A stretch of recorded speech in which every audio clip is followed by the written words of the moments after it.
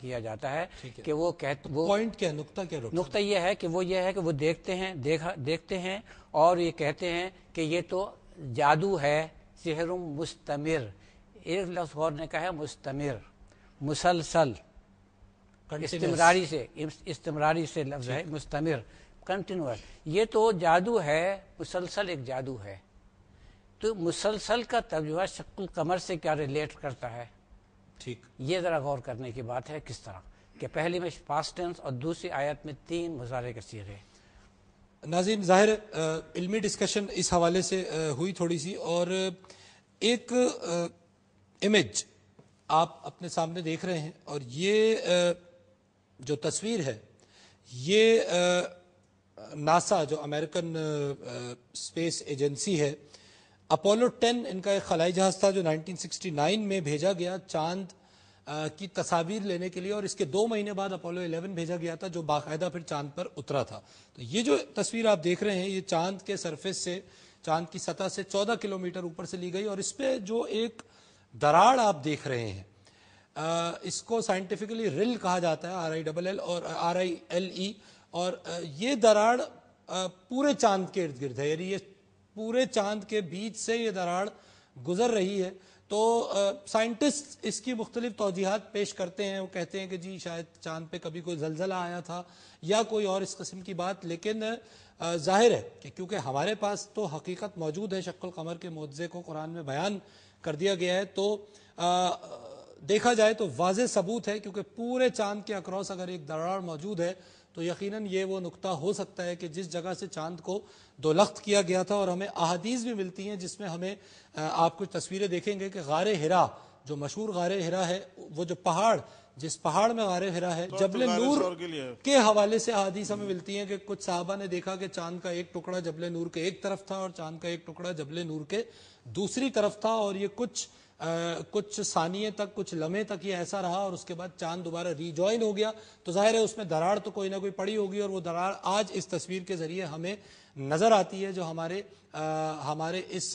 ہمیں اپنے معجزات کو یا جو قرآن میں لکھا ہے اسے ثابت کرنے کی قطعاً کوئی ضرورت نہیں، کیونکہ اللہ کا کہہ دینا ہی سب سے بڑا ثبوت ہے. لیکن اگر سائنٹیفکلی کوئی آج ان معلومات کو جانچنا چاہے تو یہ تصویر شاید اس سے بڑا ثبوت کوئی نہ ہو. ایک ریفرنس اس پروگرام کو ختم کرنے سے پہلے میں آپ کو اور دینا چاہوں گا.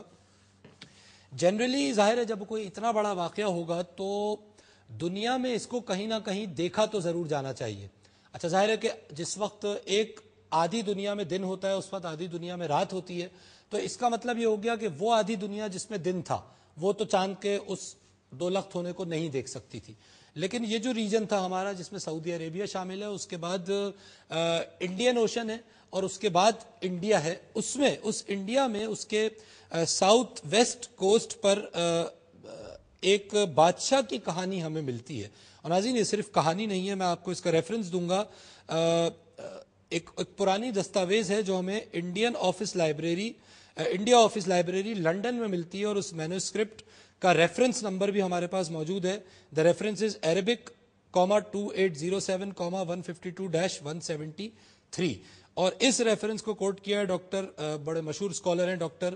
حمید اللہ نے اپنی بک میں. اور یہ وہ ریفرنس ہے کہ جس میں ایک بادشاہ کا ذکر ہے جس کا نام تھا چکروتی فرماس، اور یہ ملابار جس کا آپ میپ دیکھ رہے ہیں سامنے، یہاں بادشاہ تھا. اور اس بادشاہ نے اس معجزے کو، کیونکہ جب ہم نے کیلکولیٹ کیا تو یہ بیلٹ وہی ہے کہ جہاں پہ اگر چاند دولخت ہوا ہے تو اس علاقے میں نظر انڈیا تک آ سکتا تھا اس رات. اور ڈاکٹر صاحب حیرت انگیز طور پہ یہ ریفرنس بھی ہمیں مل گیا، اور یہ ریفرنس انٹرنیٹ پہ موجود ہے، عام ریفرنس ہے، سب لوگ اسے دیکھ سکتے ہیں. اور اس میں اس بادشاہ نے، چکروتی فرماس نے، ناظرین اس چاند کو 2 ٹکڑے ہوتے دیکھا. یہ حیران ہو گیا، اس نے صبح تک انتظار کیا، اور اس نے شاید سمجھا کہ یہ میری آنکھوں کا دھوکہ ہے، میری نیند پوری نہیں ہوئی، کیونکہ یہ اتنی عجیب و غریب بات تھی. جب صبح ایک قافلہ اس بادشاہ تک پہنچا جو سفر کر کے آ رہا تھا، اس نے اس سے ان کا ذکر کیا، اور قافلے والوں نے کہا کہ جی ہاں، ہم نے بھی، تمام 100-150 لوگوں نے بھی یہ چاند کو 2 ٹکڑے ہوتے دیکھا، اور اس سے انہونی بات ہم نے کوئی نہیں دیکھی. اس وقت پھر اس بادشاہ نے جب پتہ کروایا تو سبحان اللہ پتہ چلا کہ اللہ کے ایک نبی ظاہر ہوئے ہیں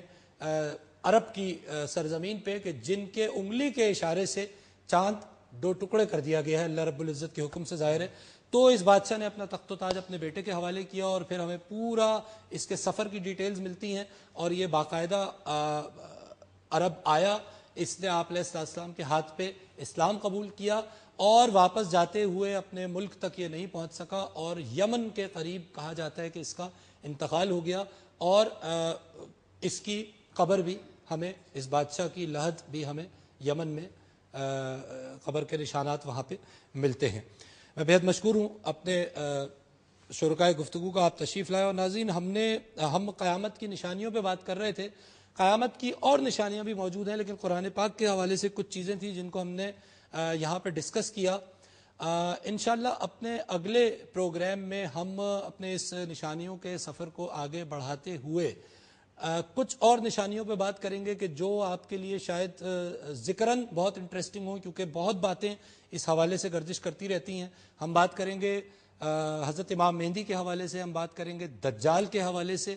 اور ہم بات کریں گے حضرت عیسیٰ کے دوبارہ ظہور پذیر ہونے کے حوالے سے۔ پروگرامز کو دیکھتے رہیے گا، اور ہمیں ہمارے